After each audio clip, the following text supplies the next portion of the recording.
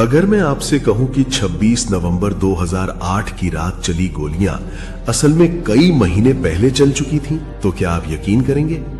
वे गोलियां बंदूकों से नहीं बल्कि खुफिया रिपोर्टों की पंक्तियों से निकली थीं। वे फाइलों में दर्ज थीं, चेतावनियों में लिखी थीं, लेकिन उन्हें सुना नहीं गया, या शायद सुना गया पर समझा नहीं गया। मुंबई उस समय भी सपनों का शहर थी। ताजमहल पैलेस की खिड़कियों से अरब सागर चमकता था। छत्रपति शिवाजी टर्मिनस पर रोज लाखों कदमों की आवाज गूंजती थी।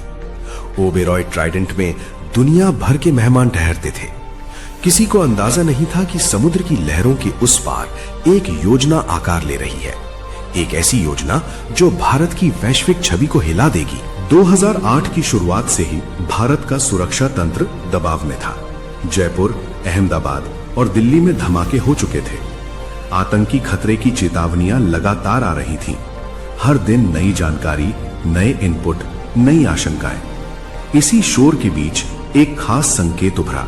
समुद्र के रास्ते एक बड़े हमले की संभावना। यह सूचना भारत की बाहरी खुफिया agency research and analysis wing तक पहुंची। विदेशी स्रोतों से मिली जानकारी में कहा गया था कि पाकिस्तान में सक्रिय लश्कर-ए-तैयबा समुद्री मार्ग का इस्तेमाल कर सकता है। कुछ इंटरसेप्टेड बातचीत में मुंबई और बड़े होटल जैसे शब्द आए। यह स्पष्ट तारीख वाला अलर्ट नहीं था, लेकिन दिशा साफ थी। रॉ ने यह जानकारी आंतरिक सुरक्षा एजेंसी इंटेलिजेंस ब्यूरो को भेजी। आईबी का दायित्व था कि वो राज्यों और गृह मंत्रालय को सतर्क करे। प्रक्रिया के अनुसार अलर्ट जारी हुआ, कागजों में सब दर्ज हुआ, लेकिन यहां एक खामोशी थी। खतरे की गंभीरता का आकलन। खुफिया दुनिया में हर इनपुट बराबर नहीं होता। कुछ बेहद सटीक होते हैं, तारीख, समय, स्थान के साथ। कुछ सिर्फ संभावनाएं होते हैं। 2008 में भारत को दर्जनों संभावित हमलों की चेतावनियां मिल रही थी। हर बार पूरी मशीनरी को उच्चतम स्तर पर तैनात करना संभव नहीं था। इसीलिए निर्णय लेना पड़ता है, कौन सा खतरा तुरंत है, कौन सा दूर। यही निर्णय बाद में इतिहास बन जाता है। सितंबर 2008 में एक और इनपुट आया। इस बार समुद्री रास्ते से मुंबई पर हमले की आशंका दोहराई गई। कुछ रिपोर्टों में यह भी संकेत था कि प्रतिष्ठित होटल निशाने पर हो सकते हैं, लेकिन फिर वही समस्या, कोई तय तारीख नहीं, कोई निश्चित ऑपरेशनल विवरण नहीं। इसे जनरल थ्रेट माना गया। उस समय भारत की तटीय सुरक्षा पूरी तरह एकीकृत नहीं थी।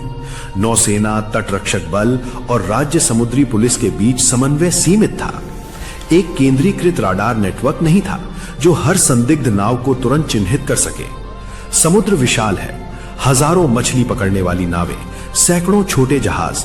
हर गतिविधि को संदिग्ध मानना व्यावहारिक नहीं था। उधर पाकिस्तान में 10 युवकों को चुना गया और आधुनिक हथियारों का प्रशिक्षण दिया गया। समुद्री नेविगेशन सिखाया गया, जीपीएस और सैटेलाइट फोन चलाना सिखाया गया। उनका लक्ष्य सिर्फ हमला करना नहीं था, बल्कि दुनिया के सामने भारत की सुरक्षा व्यवस्था को चुनौती देना था। इन महीनों में खुफिया तंत्र के भीतर चर्चाएं होती रहीं, अलर्ट्स फॉरवर्ड होते रहे, फाइलें आगे बढ़ती रहीं, लेकिन जमीनी स्तर पर विशेष तैयारी नहीं दिखी। न ताज में अतिरिक्त सुरक्षा बढ़ी, न समुद्री तट पर असामान्य निगरानी। क्यों? कुछ अधिकारियों का मानना था कि खतरे की प्रकृति अस्पष्ट थी। कुछ का कहना था कि इतनी बड़ी साजिश की कल्पना करना कठिन था कि 10 लोग समुद्र पार कर सीधे मुंबई के दिल में हमला कर देंगे।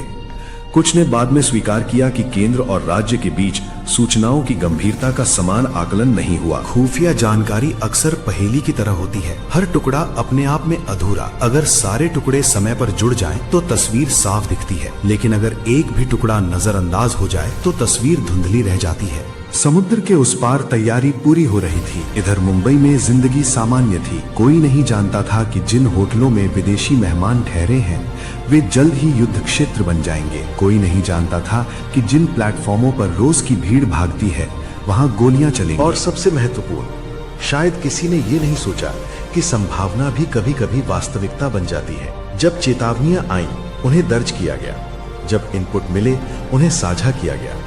लेकिन खतरे की गूंज उतनी तेज नहीं थी कि पूरी मशीनरी को हिला सके। शायद सिस्टम थका हुआ था, शायद इनपुट्स की भीड़ में ये एक और सूचना बनकर रह गई। शायद विश्वास था कि कि अगर कुछ गंभीर होगा तो और स्पष्ट संकेत मिलेंगे, लेकिन आतंकवाद अक्सर स्पष्ट संकेत नहीं देता। 26 नवंबर से पहले के महीनों में समुद्र शांत था, फाइलें शांत थीं, शहर शांत था, और यही शांति सबसे खतरनाक थी क्योंकि वो एक आने वाले तूफान से पहले की शांति थी।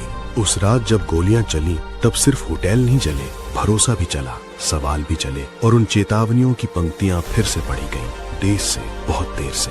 कभी कभी इतिहास चीख कर नहीं, फुसफुसा कर चेतावनी देता है, और अगर राष्ट्र उस फुसफुसाहट को अनसुना करते तो आने वाली गूंज पूरे युग को हिला देती है। नवंबर 2008 की शुरुआत। कराची के एक गुप्त ठिकाने पर अंतिम तैयारियां चल रही थी। 10 युवक जिनकी उम्र 20 से 25 साल के बीच थी, आखिरी बार अपने प्रशिक्षकों के सामने बैठे थे। उनके हाथों में AK-47, ग्रेनेड, सैटेलाइट फोन और GPS डिवाइस थमाए गए। उन्हें बताया गया, तुम सिर्फ हमला नहीं कर रहे, तुम एक संदेश भेज रहे हो। वो संदेश था भारत की आर्थिक राजधानी को उसके ही समुद्री दरवाजे से चुनौती देना। उधर भारत में खुफिया एजेंसियां अपने रोजमर्रा के काम में लगी थीं। रिसर्च एंड एनालिसिस विंग को पहले मिले संकेतों के बाद भी कोई नया ठोस इनपुट नहीं मिला था जो यह साबित कर सके कि हमला तय तारीख पर होने वाला है। इंटेलिजेंस ब्यूरो ने राज्यों को सतर्क रहने की सलाह दी थी, पर विशेष अलर्ट जैसा कोई आपात कदम नहीं उठाया गया। यहीं पर खुफिया व्यवस्था की सबसे बड़ी चुनौती सामने आती है, स्पेसिफिक एक्शनेबल इंटेलिजेंस की कमी। अगर सूचना में तारीख, समय, सटीक स्थान हो तो मशीनरी तुरंत सक्रिय हो जाती है, लेकिन जब सूचना सिर्फ दिशा बताती है तो निर्णय लेने वाले अक्सर जोखिम और संसाधनों के बीच संतुलन साधते हैं, और कभी-कभी वही संतुलन घातक साबित होता है। 18 नवंबर 2008 के आसपास आतंकवादी कराची से समुद्र के रास्ते निकल पड़े। वे एक बड़े जहाज पर सवार थे। अंतर्राष्ट्रीय समुद्री सीमा के पास पहुंचकर उन्होंने भारतीय मछली पकड़ने वाली नाव कुबेर को रोका। नाव के चालक दल को बंधक बनाया गया। बाद में कप्तान अमर सिंह सोलंकी की हत्या कर दी गई। आतंकवादियों ने उसी नाव को अपने मिशन के लिए इस्तेमाल किया। कुबेर धीरे धीरे भारतीय जल क्षेत्र की ओर बढ़ रही थी। समुद्र में हजारों नावें जलती हैं। हर नाव पर निगरानी रखना लगभग असंभव है जब तक कोई विशिष्ट अलर्ट ना हो। तटरक्षक बल नियमित गश्त कर रहा था, लेकिन कोई खास चेतावनी उस नाव की ओर इशारा नहीं कर रही थी। ये वही क्षण था जहां संभावना और वास्तविकता के बीच की दूरी तेजी से कम हो रही थी। 26 नवंबर की शाम आतंकवादियों ने कुबेर छोड़ दी। छोटी रबर की नावों में सवार होकर वे मुंबई के कोलाबा तट की ओर बढ़े। स्थानीय मछुआरों ने कुछ संदिग्ध गतिविधि देखी भी, लेकिन शहर में रोज सैकड़ों लोग समुद्र के रास्ते आते जाते हैं। संदेह ने अलार्म का रूप नहीं लिया। रात लगभग 9:20 छत्रपति शिवाजी टर्मिनस पर अचानक गोलियां गूंज उठी। लोग पहले समझ ही नहीं पाए कि क्या हो रहा है। कुछ ही मिनटों में प्लेटफॉर्म पर अफरा तफरी मच गई। आतंकवादी अंधाधुंध फायरिंग कर रहे थे। यात्रियों के शरीर गिर रहे थे। चीखें स्टेशन की छत से टकराकर लौट रही थीं। उसी समय शहर के दूसरे कोने में ताजमहल पैलेस के भीतर धमाके हुए। आग की लपटें उठीं। मेहमान अपने कमरों में फंस गए। कुछ ही दूरी पर ओबरॉय ट्राइडेंट में भी आतंकियों ने कब्जा कर लिया। विदेशी नागरिकों को बंधक बनाया गया। नरीमन हाउस में यहूदी केंद्र पर हमला हुआ। टीवी चैनलों ने लाइव प्रसारण शुरू कर दिया। पूरी दुनिया यह दृश्य देख रही थी। भारत की वैश्विक छवि दांव पर थी। यह सिर्फ एक शहर पर हमला नहीं था, यह भारत के आत्मविश्वास पर हमला था। सवाल अब और तेजी से उठने लगे। क्या यह पूरी तरह अप्रत्याशित था या चेतावनियां थीं जिन्हें पर्याप्त महत्व नहीं दिया गया? बाद की जांचों में सामने आया कि कुछ विदेशी एजेंसियों ने भी समुद्री हमले की आशंका जताई थी। कुछ रिपोर्टों में ताज और ओबरॉय जैसे स्थानों का उल्लेख था, लेकिन खतरे की गंभीरता का सामूहिक आकलन उस स्तर तक नहीं पहुंचा जहां विशेष सुरक्षा तैनाती की जाती। अगर आप भी भारतीय सेना पर गर्व करते हैं तो इस वीडियो को लाइक और अपने दोस्तों में शेयर करें। 3 दिन तक ऑपरेशन चला। राष्ट्रीय सुरक्षा गार्ड को दिल्ली से एयरलिफ्ट कर लाया गया। कमांडो ऑपरेशन में कई जवान शहीद हुए। जब धुआं छटा तो 166 लोग मारे जा चुके थे और सैकड़ों घायल थे। एक आतंकी जीवित पकड़ा गया, अजमल कसाब।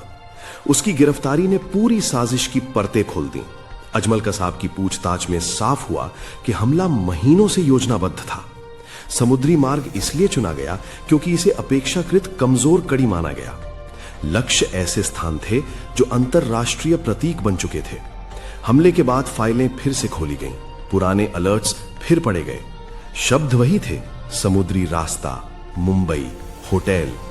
फर्क सिर्फ इतना था कि अब वे चेतावनियां इतिहास का हिस्सा बन चुकी थीं।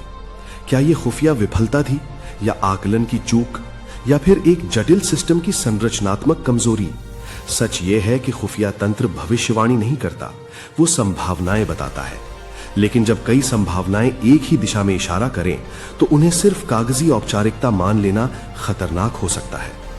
26 नवंबर की रात ने यही सिखाया कि कभी कभी खतरा साफ शब्दों में नहीं आता, वो संकेतों में आता है। और अगर उन संकेतों को जोड़ने में देर हो जाए तो परिणाम सिर्फ आंकड़े नहीं होते, वे नाम होते हैं, चेहरे होते हैं, परिवार होते हैं। और उस रात मुंबई की रोशनी के बीच दुनिया ने देखा कि चेतावनियों की अनदेखी कितनी भारी पड़ सकती है। जब 29 नवंबर 2008 की सुबह मुंबई में धुआं धीरे धीरे छट रहा था, तब सिर्फ जले हुए कमरों और टूटी खिड़कियों की गंध नहीं थी, वहां सवालों की गंध भी थी। देश स्तब्ध था, दुनिया स्तब्ध थी, और अब फाइलें फिर से खोली जा रही थीं। जांच एजेंसियों ने पिछले महीनों के सभी इनपुट निकाले, हर अलर्ट, हर इंटरसेप्ट, हर नोटिंग, और तभी तस्वीर साफ होने लगी। समुद्री हमले की आशंका नई नहीं थी, संकेत पहले से मौजूद थे। विदेशी खुफिया एजेंसियों, खासकर अमेरिका की ओर से भारत को यह सूचना दी गई थी कि लश्कर तैयबा समुद्र के रास्ते हमला कर सकता है। कुछ रिपोर्टों में मुंबई का जिक्र था। रिसर्च एंड एनालिसिस विंग ने इन इनपुट्स का विश्लेषण किया, उन्हें आगे बढ़ाया गया। इंटेलिजेंस ब्यूरो ने राज्यों को अलर्ट किया। लेकिन यहां एक बुनियादी समस्या थी। भारत की आंतरिक सुरक्षा संरचना कई स्तरों में बटी हुई थी। केंद्र और राज्य के बीच अधिकार और जिम्मेदारियां अलग अलग थीं। अलर्ट जारी करना एक प्रक्रिया थी, लेकिन उस पर जमीनी कार्रवाई करना राज्य का विषय था। अगर अलर्ट को सामान्य खतरा माना गया तो सुरक्षा भी सामान्य स्तर पर ही बढ़ती थी। सितंबर और अक्टूबर 2008 के बीच कई बार समुद्री सुरक्षा की समीक्षा हुई, पर समीक्षा और क्रियान्वयन के बीच अक्सर दूरी रह जाती है। मुंबई जैसे शहर में जहां रोज लाखों लोग आते जाते हैं, हर होटल, हर स्टेशन, हर समुद्री प्रवेश बिंदु पर स्थायी उच्च स्तरीय सुरक्षा तैनात करना व्यावहारिक नहीं माना गया। यही वो जगह थी जहां आकलन ने भूमिका निभाई। खतरे को संभालित माना गया, लेकिन आसन्न नहीं। हमले के बाद कई वरिष्ठ अधिकारियों ने यह तर्क दिया कि खुफिया सूचना सटीक नहीं थी। उसमें ना तो हमले की तारीख थी, ना हमलावरों की संख्या, न ही प्रवेश का सटीक स्थान। यह सच था, लेकिन दूसरी ओर आलोचकों का कहना था कि जब लगातार समुद्री मार्ग और मुंबई का नाम सामने आ रहा था, तो विशेष समुद्री निगरानी और संवेदनशील स्थलों पर अतिरिक्त सुरक्षा अनिवार्य होनी चाहिए थी। इस बहस का कोई सरल उत्तर नहीं है। खुफिया तंत्र में एक और चुनौती होती है, इंटेलिजेंस ओवरलोड। हर दिन इतनी जानकारी आती है कि असली खतरे को पहचानना कठिन हो जाता है। 2008 में भारत कई आतंकी हमलों का सामना कर चुका था। हर शहर के लिए अलर्ट जारी होते थे। धीरे धीरे चेतावनियां सामान्य लगने लगती हैं, सिस्टम थकने लगता है, लेकिन आतंकवाद थकता नहीं। जब अजमल कसाब को गिरफ्तार किया गया और पूछताछ हुई, तब यह स्पष्ट हो गया कि हमला महीनों से योजनाबद्ध था। प्रशिक्षण, रेकी, लक्ष्य चयन सब व्यवस्थित ढंग से हुआ था। बाद में सामने आया कि डेविड कोलमैन हेडली ने भी मुंबई के कई स्थानों की रेकी की थी, यानी साजिश लंबी थी, गहरी थी। अब सवाल और तीखा हो गया, क्या इतने लंबे समय तक चल रही तैयारी के संकेतों को बेहतर तरीके से जोड़ा जा सकता था? हमले के बाद भारत सरकार ने स्वीकार किया कि तटीय सुरक्षा ढांचे में कमियां थीं। समुद्री पुलिस स्टेशनों की संख्या सीमित थी, रडार नेटवर्क अधूरा था, विभिन्न एजेंसियों के बीच रियल टाइम सूचना साझा करने की प्रणाली मजबूत नहीं थी। मल्टी एजेंसी सेंटर मौजूद था, लेकिन उसका प्रभावी उपयोग सीमित था। यानी चेतावनियां थीं, पर उन्हें एकीकृत कर खतरे की पूरी तस्वीर बनाने की क्षमता कमजोर थी। 26/11 ने यह भी दिखाया कि आतंकवादियों ने प्रतीकों को चुना था। ताजमहल पैलेस सिर्फ एक होटल नहीं था, वो भारत की विरासत और अंतर्राष्ट्रीय पहचान का प्रतीक था। छत्रपति शिवाजी टर्मिनस सिर्फ एक स्टेशन नहीं था, वो रोजमर्रा की भारतीय जिंदगी का प्रतीक था। इन जगहों पर हमला कर आतंकियों ने संदेश दिया कि वे सिर्फ लोगों को नहीं, बल्कि प्रतीकों को निशाना बना रहे हैं। और यही कारण था कि भारत की वैश्विक छवि दांव पर लग गई। दुनिया भर के टीवी चैनलों पर 3 दिन तक लाइव प्रसारण चलता रहा। विदेशी नागरिक मारे गए। अंतर्राष्ट्रीय मीडिया ने सवाल उठाए, क्या भारत तैयार था? क्या चेतावनियों को पर्याप्त महत्व दिया गया? इन सवालों ने भारत को भीतर तक झकझोर दिया। हमले के बाद सुधार शुरू हुए। तटरक्षक बल की क्षमता बढ़ाई गई, तटीय राडार चेन स्थापित की गई, समुद्री निगरानी मजबूत की गई, राष्ट्रीय जांच एजेंसी का गठन हुआ। लेकिन ये सब उस त्रासदी के बाद हुआ जिसने 166 परिवारों की जिंदगी हमेशा के लिए बदल दी। इतिहास अक्सर चेतावनी देता है, लेकिन वो दोबारा मौका नहीं देता। खुफिया विफलता हमेशा पूरी तरह विफलता नहीं होती। कभी कभी वो अधूरी समझ, बिखरे संकेत और सीमित संसाधनों का मिश्रण होती है। लेकिन परिणाम चाहे जो कारण हो, परिणाम वही रहता है। जाने जाती हैं, भरोसा टूटता है। मुंबई की उस रात ने यह सिखाया कि खतरे को संभावना मानकर टालना कभी कभी सबसे बड़ी गलती हो सकती है, क्योंकि आतंकवाद संभावना और वास्तविकता के बीच की दूरी बहुत तेजी से तय कर लेता है। और जब तक हम समझ पाते हैं कि चेतावनी गंभीर थी, तब तक इतिहास अपना फैसला सुना चुका होता है। मुंबई में जब अंतिम कमांडो ऑपरेशन खत्म हुआ, जब ताजमहल पैलेस की जली हुई खिड़कियों से आखिरी धुआं उठा, तब देश के सामने सिर्फ एक त्रासदी नहीं थी, एक आईना था। उस आईने में हम सिर्फ आतंकवादियों को नहीं देख रहे थे, हम अपने सिस्टम की दरारें भी देख रहे थे। 26 नवंबर 2008 की रात ने 166 जिंदगियां छीन लीं। सैकड़ों लोग घायल हुए, परिवार बिखर गए, बच्चे अनाथ हुए और भारत की वैश्विक छवि पर एक गहरा सवाल उठ खड़ा हुआ। दुनिया पूछ रही थी कि क्या भारत को पहले से चेतावनी नहीं थी? कई अधिकारियों ने तर्क दिया कि अगर हर जनरल अलर्ट को आपात स्थिति की तरह लिया जाए तो देश की सुरक्षा मशीनरी हमेशा हाई अलर्ट पर रहेगी, जो व्यावहारिक नहीं है। संसाधन सीमित होते हैं, मानव बल सीमित होता है और खुफिया जानकारी अक्सर अस्पष्ट होती है। हमले के बाद एक बड़ा सुधार ये हुआ कि भारत ने अपनी तटीय सुरक्षा को पूरी तरह से पुनर्गठित किया। रडार चेन स्थापित की गई, समुद्री पुलिस स्टेशनों की संख्या बढ़ाई गई, नौसेना, तटरक्षक और राज्य पुलिस के बीच समन्वय बेहतर किया गया। मल्टी एजेंसी सेंटर को सक्रिय और अधिक प्रभावी बनाया गया ताकि सूचनाएं रियल टाइम में साझा हों।